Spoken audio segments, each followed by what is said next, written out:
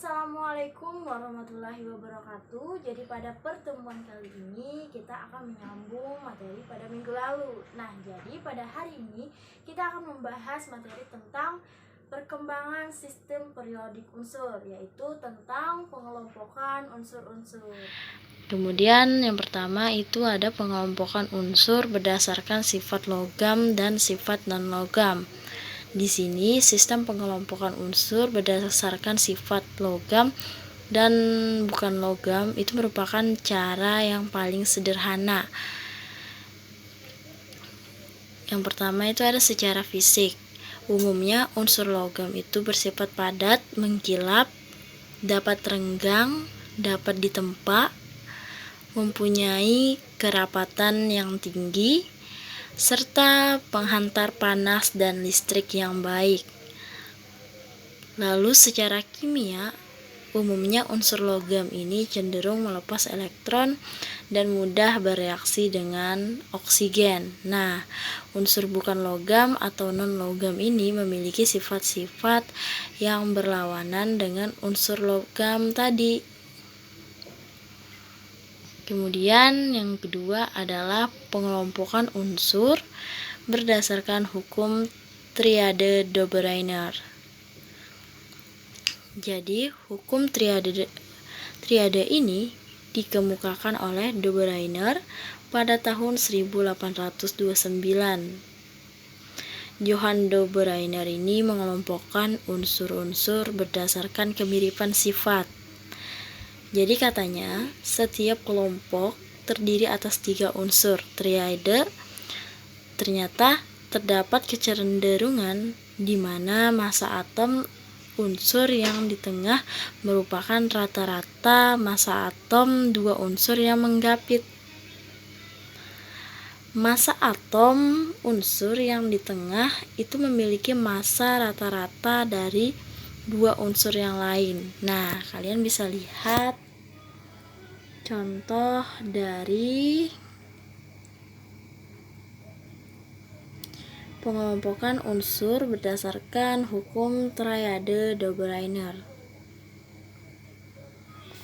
Kemudian yang ketiga adalah pengelompokan unsur menurut John Newlands.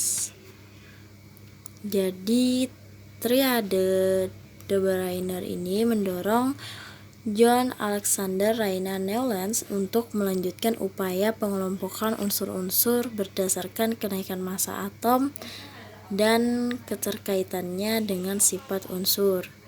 Jadi katanya, menurut si Newlands ini, jika unsur-unsur diurutkan letaknya sesuai dengan kenaikan massa atom relatifnya, maka sifat unsur akan terulang pada tiap unsur ke-8. Keteraturan ini sesuai dengan pegulangan 0 lagu oktav, sehingga disebut hukum oktav. Nah, ini merupakan sistem periodik dari oktav Newlands. Kemudian yang keempat adalah sistem periodik Mendeleev. Jadi di dalam sistem periodik Mendeleev ini disusun berdasarkan kenaikan massa atom dan sifat kimia. Unsur dengan sifat-sifat yang mirip itu ditempatkan dalam satu golongan. Sedangkan berdasarkan kenaikan massa atom, unsur-unsur itu ditempatkan dalam satu periodik. Sistem Mendeleev ini mengelompokkan unsur-unsur kimia ke dalam 12 kelompok berdasarkan kenaikan massa atom. Unsur-unsur kimia dalam tabel periodik Mendeleev itu dikelompokkan ke dalam 8 golongan atau kolom dan 12 periode atau baris. Nah, bisa dilihat sendiri gambar dari tabel periodik Mendeleev ini.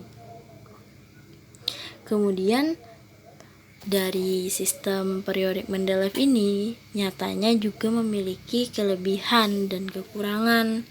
Yang pertama, kelebihannya itu satu, sifat kimia dan fisika unsur dalam satu golongan itu mirip dan berubah secara teratur.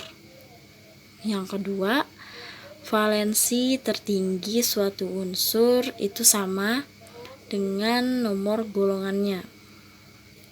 Yang ketiga, dapat meramalkan sifat unsur yang belum ditemukan pada saat itu dan telah mempunyai tempat yang kosong. Nah, kemudian setiap kelebihan juga pasti ada yang namanya kekurangan. Lalu kekurangan dari sistem periodik Mendeleev ini yang pertama adalah panjang periode itu tidak sama dan sebabnya tidak bisa dijelaskan. Yang kedua, beberapa unsur tidak disusun berdasarkan kenaikan massa atomnya. Yang ketiga, selisih massa unsur yang berurutan itu tidak selalu 2, tetapi kisaran antara 1 dan 4, sehingga sukar meramalkan massa unsur yang belum diketahui secara tepat. Yang keempat, valensi unsur yang lebih dari 1 itu sulit diramalkan dari golongannya. Terus yang kelima atau yang terakhir itu anomali atau penyimpangan unsur hidrogen dari unsur yang lain itu tidak dapat dijelaskan. Begitu. Jadi seperti itulah kelebihan dan kekurangan dari sistem periodik Mendeleev. Nah, yang kelima itu ada sistem periodik modern. Jadi sejarah perkembangannya itu pada tahun 1941, seorang kimiawan Inggris bernama Henry Moseley itu melakukan eksperimen pengukuran panjang gelombang unsur menggunakan sinar X. Dan jadi ia menyimpulkan bahwa sifat dasar atom itu bukan didasari oleh massa atom relatif, melainkan berdasarkan kenaikan jumlah proton. Hal tersebut diakibatkan adanya unsur-unsur yang memiliki massa atom berbeda tetapi memiliki jumlah proton sama atau disebut dengan isotop. Lalu kenaikan jumlah proton ini mencerminkan kenaikan nomor atom unsur tersebut. Pengelompokan unsur-unsur sistem periodik modern ini merupakan penyempurnaan hukum periodik Mendeleev yang disebut juga dengan sistem periodik bentuk panjang. Nah, jadi sistem periodik modern ini disusun berdasarkan kebaikan nomor atom dan kemiripan sifat.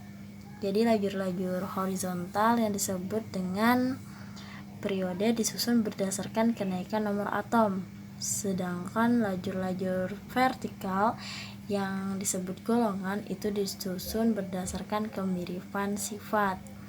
Sistem periodik modern ini terdiri atas 7 periode dan 8 golongan. Setiap golongan itu dibagi menjadi 8 golongan. Jadi golongan A itu dari 1A sampai dengan 8A dan 8 golongan B 1B sampai dengan 8B. Unsur-unsur golongan A itu disebut dengan golongan utama, sedangkan golongan B disebut golongan transisi.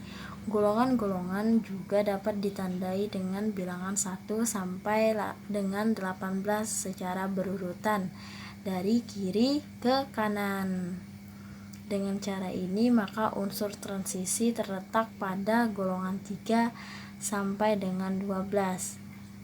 Periode 6 dan 7 itu terdapat masing-masing 14 unsur yang disebut unsur-unsur transisi dalam, yaitu unsur-unsur lantanida, dan aktinida. Unsur-unsur transisi dalam semua termasuk golongan 3B. Unsur-unsur lantanida pada periode 6 golongan 3B dan unsur-unsur aktinida pada periode 7 golongan 3B.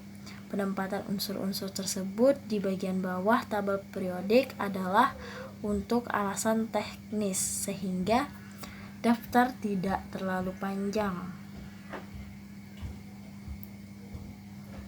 Sedangkan untuk golongan pada sistem periodik unsur modern disusun berdasarkan jumlah elektron valensi atau elektron yang terletak pada kulit terluar.